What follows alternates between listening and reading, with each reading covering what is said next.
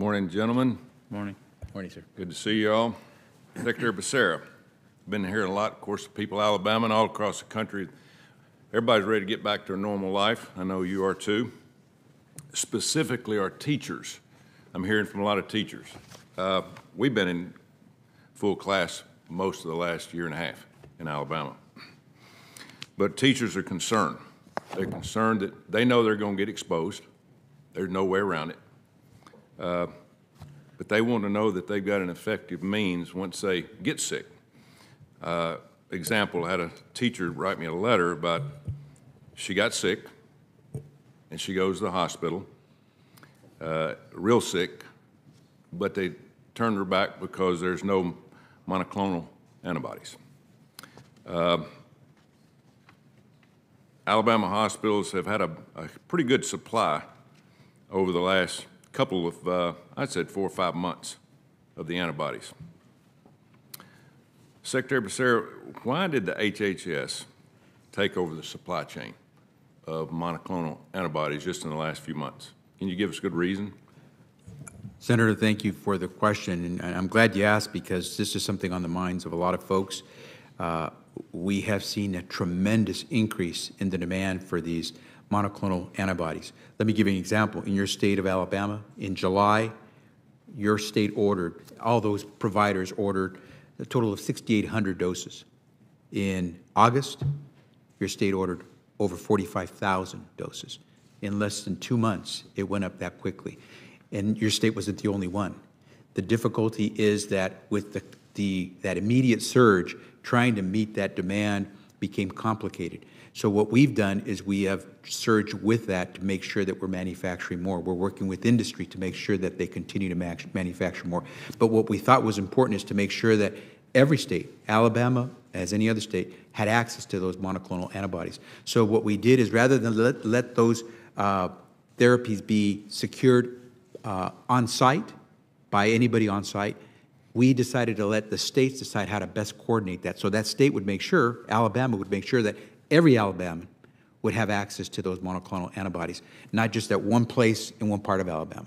And so the formula for that distribution is public, your staff, and you have that. And so we would ask you to take a look, because what we're trying to do is have transparency guide how we make sure those therapies and those treatments are available to all. Yeah, it's my understanding in the second quarter of this past year that we had a huge contract with 2 companies with monoclonal antibodies.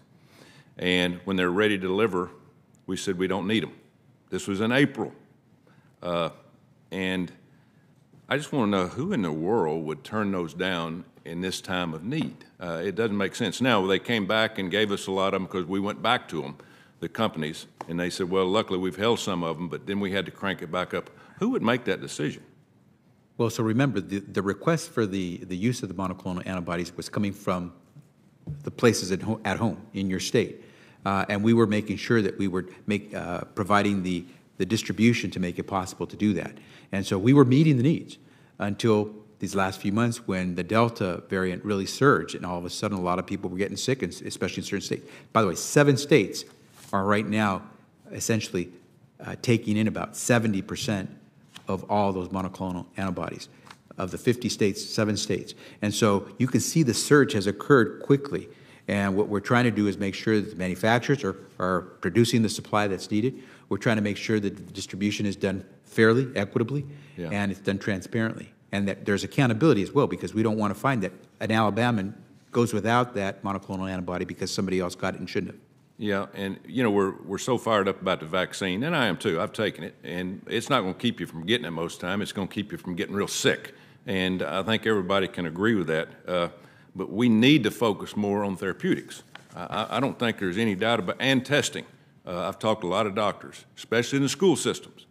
We need to be testing almost every day or every few days.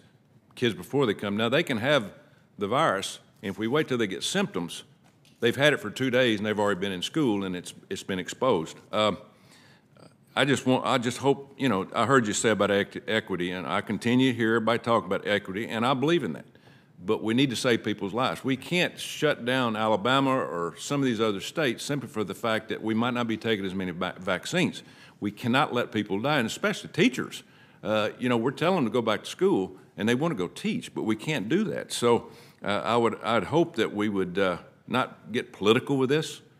Red states, blue states, it shouldn't even be about that. It should be about everybody. If they need it, they get it. And we just need to be more prepared. So, absolutely agree. Secretary Cardona, I got some questions for you, and I'm going to put it on record, Madam Chair. But thank you. Very good answers. Thank you, and look forward to hearing from you. Thank you.